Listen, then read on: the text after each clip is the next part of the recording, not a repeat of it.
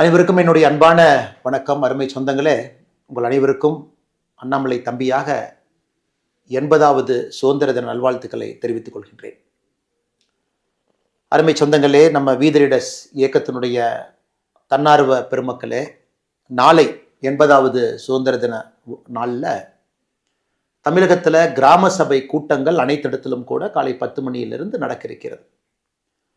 12,525 கிராமங்களில் கிராம சபை கூட்டம் நடக்க இருக்கு. நாம் வீதி லீடர்ஸ் அமைப்பினுடைய மிக முக்கியமான நோக்கமே அடிப்படை மாற்றத்தை நோக்கி நம்முடைய அமைப்பு சென்று கொண்டிருக்கிறது. மாறுவோம் மாற்றுவோம் என்கின்ற ஒரு முழக்கத்தோடு நாம் களத்தில் இருக்கின்றோம்.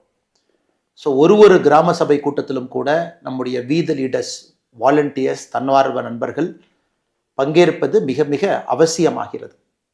நாளை நடக்க இருக்கக்கூடிய கிராம சபை கூட்டத்தில் உங்கள் ஊரில் இந்த 12,525 கிராம சபையில் நீங்கள் வர்றீங்கன்னா கண்டிப்பாக நீங்கள் பங்கேற்க வேண்டும் என்று அன்போடு கேட்டுக்கொள்கின்றேன். உங்களோடு உள்ளூர்காரங்களையும் கூட்டிகிட்டு போங்க.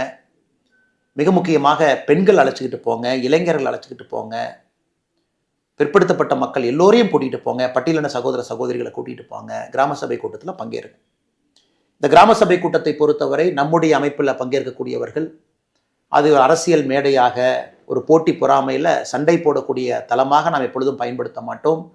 கிராமப்புறத்தினுடைய ஆரோக்கியமான வளர்ச்சிக்காக அதை பயன்படுத்துவது நம்முடைய நோக்கம். இன்னைக்கு ஒரு கிராம சபை கூட்டத்தில் நம்மால் என்ன செய்ய முடியும்? நிறைய விஷயங்கள் செய்யலாம். நாளைக்கு மாநில அரசு பார்த்தீங்கன்னா, நாளை நடக்க இருக்கக்கூடிய கிராம சபை கூட்டத்திற்கு 10 அஜெண்டா கொடுத்துருக்குறாங்க. 10 விஷயங்கள் கண்டிப்பாக பேசணும் அப்படின்னு. முதல் விஷயம் பார்த்தீங்கன்னா, அந்த கிராம சபையினுடைய கடந்த ஆண்டினுடைய பொது நிதியிலிருந்து எடுக்கப்பட்ட வரவு செலவு, என்ன பணம் செலவு பண்ணியிருக்காங்க, வரவு செலவு என்ன பண்ணியிருக்காங்க. இரண்டாவது பொருள் பார்த்தீங்கன்னா, மகாத்மா காந்தி தேசிய ஊரக வேலைவாய்ப்பு வளர்ச்சி திட்டம் இன்னைக்கு விபி ராம்ஜி அப்படிங்கிற பேரில் இருக்குது. அது எவ்வளவு மேண்டேஸ் கிரியேட் பண்ணியிருக்கிறாங்க, மக்கள் சக்தி எவ்வளோ பயன்படுத்தியிருக்கிறாங்க, அதனுடைய கணக்கு வழக்குகள் கிராம சபை கூட்டத்தில் பொதுவாக மக்களிடம் ஒப்படைக்கப்பட வேண்டும். அதே போல் மூன்றாவது பொருள் பார்த்தீங்கன்னா, தூய்மையான குடிநீர் விநியோகிக்கணும். ஒரு கிராமத்தில் இருக்கக்கூடிய நீர்த்தேக்க தொட்டிகள் எல்லாம் மாதத்துக்கு 2 முறை சுத்தம் பண்ணணும். ஸோ மாநில அரசு சொல்லியிருக்கிறது, ஒரு மாதத்துலேயும் 5ஆம் தேதி 20ஆம் தேதி சுத்தம் பண்ணணும் அந்த குடிநீர் தொட்டியை. அதெல்லாம் சரியான முறையில் சுத்தம் பண்ணியிருக்காங்களா, அதுவும் கூட கிராம சபை கூட்டத்தில் அக்கௌண்ட் கொடுக்கணும். அதே போல் 4வது பொருள் பார்த்தீங்கன்னா, அனைத்து கிராம அண்ணா மறுமலர்ச்சி திட்டம், அதில் என்ன திட்டத்தில் என்னெல்லாம் உருவாக்கியிருக்கிறாங்க அதையும் மக்கள் முன்பு கிராம சபை கூட்டத்தில் வைப்பாங்க. அதில் குறிப்பாக அந்த திட்டத்தை நீங்கள் எடுத்துக்கிட்டிங்கன்னா, அதுலேயே சிறு பாசன குளங்கள், ஏரிகள் புதுப்பிப்பது. இன்னைக்கு நம்ம நிறைய இடத்துல வீதி லீடர்ஸில் பேசுகிறோம். உள்ளூர் ஏரிகள்லாம் நம்ம சுத்தம் பண்ணணும், தண்ணி கொண்டு வரணும், லிஃப்ட் இரிகேஷன் ஸ்கீமை மாநில அரசுக்கு ப்ரப்போஸ் பண்ணணும்.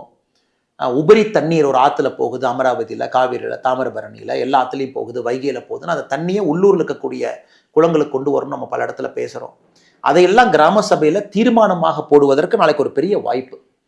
ஸோ உள்ளூர் ஒரு திட்டத்தில் கிராமப்புறத்தினுடைய வளர்ச்சிக்கு நீர்த்தேக்க குளங்கள் அதை நம்ம பண்ணணும், செப்பனிடணும், அடுத்த கட்டம் எடுத்துகிட்டு போகணும்னா இதையெல்லாம் நீங்கள் நம்முடைய வீதி லீடர்ஸ் ஆர்கனைசேஷன் சார்பாக தீர்மானமாக போடுவதற்கு நாளைக்கு ஒரு பெரும் முயற்சி எடுங்க. அதுவுமே அவங்களும் ஒரு தீர்மானமாக வச்சிருக்கிறாங்க. கிராம சபை கூட்டத்தில் சிறுபாசன குளங்கள் மற்றும் ஏரிகள் புதுப்பித்தல் பற்றி பேசுங்க அப்படின்னு. அதே போல் 6வது பொருள் ஜல்ஜீவன் திட்டம், மத்திய அரசினுடைய, மோடி அரசினுடைய ஒரு வீட்டுக்கும் குடிதண்ணீரை பொறுத்தவரை பைப்பு மூலமாக போகணும். அதை பற்றி விவாதித்தல், அது கரெக்டாக வந்திருக்கா, இல்லை கரப்ஷன் நடந்திருக்கா, எத்தனை வீட்டுக்கு தண்ணி போயிருக்கு, கரெக்டாக போகுதா, அதையும் பேசுவதற்கு ஒரு வாய்ப்பு. ஸ்வச்ச பாரத் பொருள் 7 தூய்மை பாரத திட்டம், கிராமத்தில் எந்த அளவுக்கு ஸ்வச்ச பாரதத்தை, தூய்மை பாரத் திட்டத்தை கொண்டு வந்திருக்கிறாங்க, அதையும் பேசுவதற்கு நாளைக்கு ஒரு வாய்ப்பு. அதை தாண்டி 8வது பொருள் பார்த்தீங்கன்னா, தமிழ்நாடு மகளிர் மேம்பாட்டு நிறுவனம், அந்த நிறுவனத்தினுடைய கருத்துக்களை பேசுவாங்க. குறிப்பாக பெண்களுக்கான என்னென்ன திட்டங்கள் இருக்குது, ஆடு மாடு கோழி வளர்ப்பு, அந்த திட்டத்தில் பெண்கள் பயனாளிகளுக்கெல்லாம் என்ன கொடுத்துருக்குறாங்க, பயனாளிகள் எப்படி கண்டுபிடிச்சிருக்கிறாங்க, எப்படி ஐடென்டிஃபை பண்ணியிருக்காங்க, இதையும் பார்ப்பதற்கு ஒரு வாய்ப்பு.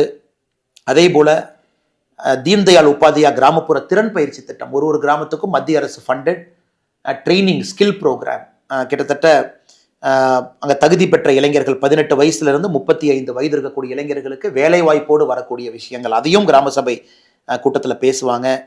அதே போல் கால்நடை பராமரிப்பு துறை, அவங்களும் இதெல்லாம் பேசுகிறாங்க. நாளைக்கு அவங்களும் ஒரு பொருள் 9ஆக இருக்குது, 9th அஜெண்டாவாக இருக்குது. அதே போல் 10வது அஜெண்டா பார்த்தீங்கன்னா வேளாண்மை துறை, அவங்களும் என்ன வச்சிருக்கிறாங்க, பயனாளிகள் எப்படி ஐடென்டிஃபை பண்ணாங்க, அக்ரிகல்ச்சர் ரிலேட்டட் ஸ்கீம்ஸ் என்ன இருக்குது, PM கிசான் சம்மான் நிதி, பாரத பிரதமருடைய ஒரு விவசாயிகளுக்கும் 6000 ரூபாய் சிறு குறு விவசாயிகள். இந்த 10 பொருள் இருக்கு. 11வது பொருள் நீங்க பேசக்கூடிய விஷயங்கள்.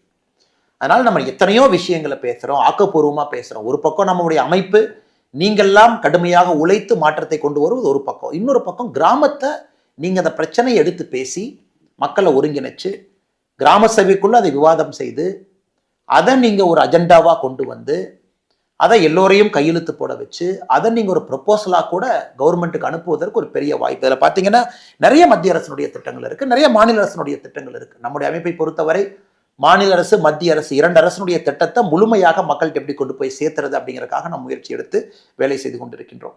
அதனால் அருமை சொந்தங்களே, நாளைக்கு யாரெல்லாம் அவைலபிளாக இருக்கிறீங்க, யாருனாலாம் முடியுமோ நீங்கள் ஆகஸ்ட் 15ஆம் தேதி 2026 12525 கிராமங்கள் நடக்கக்கூடிய கிராம சபை கூட்டத்தில் நீங்கள் போகணும், பங்கேற்கணும். ஆக்கப்பூர்வமான விவாதங்களை வீதிலிட அமைப்பு மூலமாக நீங்கள் முன்னெடுக்க வேண்டும் என்று அன்போடு கேட்டுக்கொள்கின்றேன். அதே நேரத்தில் கோரம் இருக்கு. ஒரு கிராம சபைக்கும் குறைஞ்சபட்சம் எவ்வளோ மக்கள் வந்தால் தான் நம்ம தீர்மானம் போட முடியும்.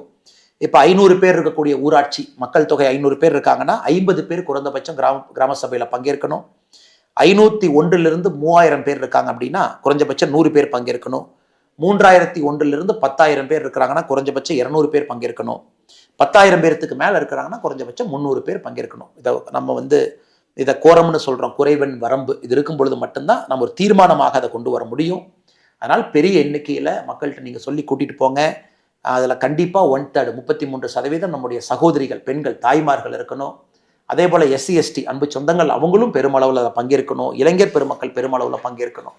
அதனால் அந்த கிராம சபை கூட்டத்தை ஆக்கப்பூர்வமாக நீங்கள் பயன்படுத்தி ஊரினுடைய பிரச்சனையை முன்வைப்பதற்கும் அந்த ஊருக்கு அரசு செய்திருக்கக்கூடிய வேலைகளை நீங்கள் பார்ப்பதற்கும், பொதுவாக மக்கள் நீங்கள்லாம் சேர்ந்து அக்கௌண்ட்ல இருந்து செலவு செய்யப்பட்டிருக்கக்கூடிய கணக்கிலிருந்து திட்டங்கள் எப்படி வந்திருக்குன்னு பார்ப்பதற்கெல்லாம் ஒரு வாய்ப்பு. இதை நீங்கள் முழுமையாக பயன்படுத்தி கொள்ள வேண்டும் என்று கேட்டுக்கொள்கின்றேன். அதே நேரத்தில் நம்முடைய பாரத பிரதமர் ஐயா மோடி அவர்கள் எல்லா வருடமும் போல இந்த ஆண்டும் கூட ஒரு வீட்டிலும் மூவர்ண கொடி, அதை ஹர் ஹர் திரங்கா சொல்லியிருக்கிறாங்க. அதையும் கூட ஒரு இந்திய குடிமகனாக ஒரு தேசப்பற்றோடு உணர்ச்சியோடு நம்முடைய எல்லா வீட்டிலும் கூட வீத லீடர்ஸ், வாலண்டியர்ஸ் நம்ம எல்லோருமே ஒரு தேசிய கொடியை நாளைக்கு ஆகஸ்ட் 15ஆம் தேதி நம்முடைய வீட்டில் ஏற்றணும். அல்லது குறைந்தபட்சம் ஒரு தேசிய கொடியை நம்ம கட்டி வைக்கணும். மக்கள் பார்க்கிற பார்வையாக அந்த தேசிய கொடி இருக்கணும். அதே போல் மாநில அரசினுடைய திட்டங்கள், மத்திய அரசினுடைய திட்டங்கள் முழுமையாக கொண்டு போய் சேர்ப்பதற்கு இந்த நாளை பயன்படுத்தி கொள்ளுங்கள். நன்றி, வணக்கம்.